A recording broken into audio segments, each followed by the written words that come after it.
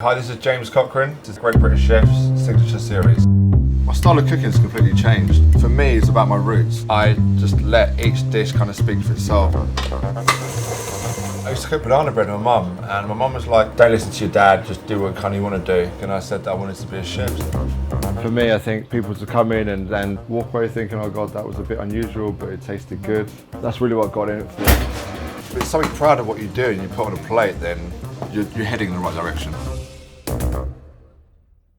I'm going to be making a dish we have on at 12:51. It's going to be a little vanilla tartlet with blueberries, frozen goat cheese. The nice balance between like the kind of tartness and acidity that comes through the blueberries works really well with the tart. And then goat cheese. Sounds a bit odd, but for me, I think it's just a nice match made in heaven. I'm going to go ahead and start making the pastry first. So first of all, I'm just going to be creaming the butter and sugar using my KitchenAid. And literally just a paddling. We're going to cream that until nice and white. That's going to take probably like 4 or 5 minutes or so. Then in the meantime, I'm going to make the custard base. It's literally egg yolks, sugar, and UHT whipping cream. And all we're going to do is literally just heat up the whipping cream. Then literally egg yolks into the bowl, sugar in. You don't want to incorporate air into the custard mix at all, because when it goes into the tart base, you're going to get all these bubbles on top. So now the cream's come up to the boil. All I want to do now, literally is pour just a little bit in. If I added the cream in all at once, I'll be worried about actually scrambling it or curdling it. It's cool. And then now I'm going to pass that through a chinois, basically a fine sieve. If anything like that, like the eggs not incorporate into it, or if a bit of it's scrambled, it's going to go through here, so it's not going to go into the tart. So this is going to go in the fridge, let that cool down. Okay, now back to the pastry. So when we first put the butter and sugar in, it was yellow, but as you kind of see over the last kind of 4 or 5 minutes, it's got nice and light and white. That's purely just to do with us incorporating air into it. And basically what we want to do is we basically want to emulsify the egg into the butter and sugar. That basically means that it's literally just incorporated into it. So basically what's going to look like when it's in there, it looks like it's going to be not split. Add the eggs into the bowl, and then we're going to add in egg one at a time. Yeah, I think how I like to play with desserts and kind of a lot of my food really is a nice balance of like sweetness, textures, and acidity. I think sometimes if you do have something too sweet, it can be kind of sickly. I think for me it's all about having the right balance, and that kind of portrays throughout all my kind of style of food. So now I'm going to add the flour in a bit at a time. So you can see literally it's just incorporated there and comes together as a dough. And then now literally just going to roll it out in cling film. Now literally just going to scrape this all off. It would be impossible for you to try and roll out now because of the pastry being so soft. Ideally, I mean, you could do this 2 days in advance. It's going to sit fine in the fridge, but we're going to chill this down for, ideally you want for 2 hours.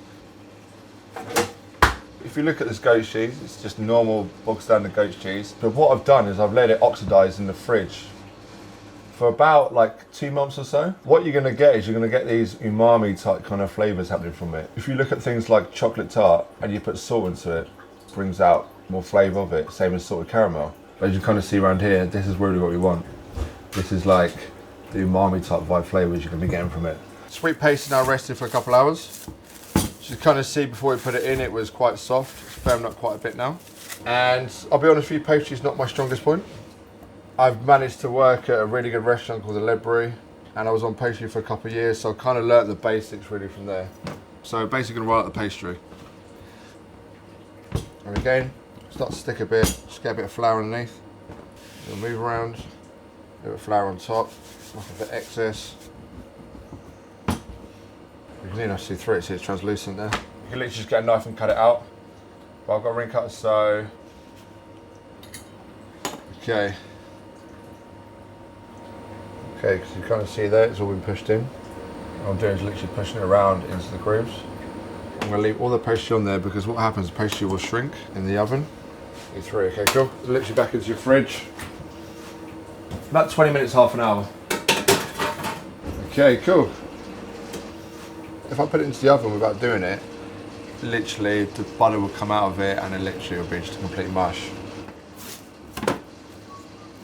And then people usually use baking beans or use rice, flour, I'm just gonna go flour. Make sure you push that straight into all the corners. And then we're gonna cook this at 180 degrees for 15 minutes. As you kind of see, the pastry's not kind of shrink around there, and literally lift these bad boys out. If you look inside, you kind of see like there's a little, still a bit raw there. So here's one here, you can see a little bit of cracks there.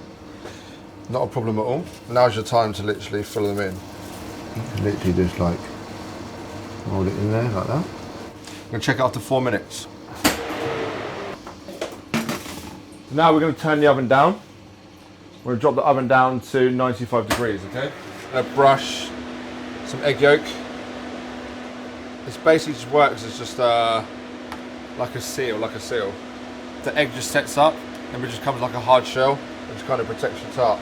Once the oven is down to 90 degrees, I'm gonna go back in with 1 minute with this, just so it sets up. Okay, cool. So now we're gonna look at pouring the mix in.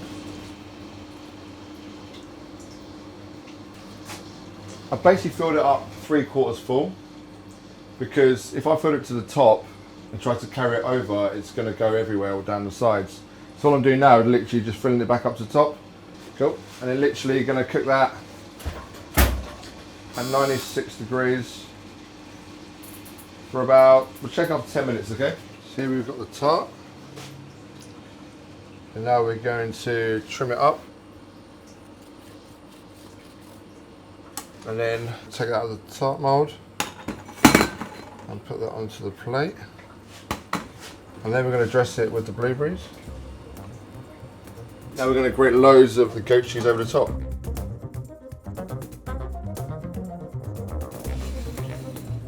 Custard tart with blueberries and frozen goat cheese.